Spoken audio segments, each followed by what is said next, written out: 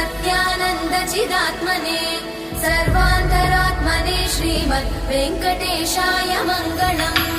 स्वतः सर्वविदे सर्वशक्तये सर्वशेषिणे सुलभाय सुशीलाय वेङ्कटेशाय मङ्गलम्।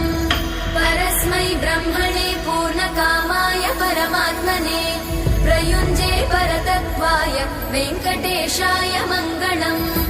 आकालतत्त्वमशान्तमात्मनामनुपश्यताम् अतृप्त्यमृतरूपाय वेङ्कटेशाय मङ्गलम्।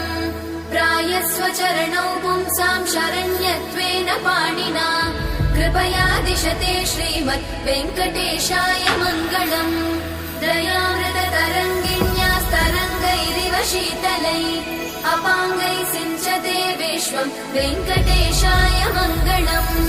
स्रग्भूषा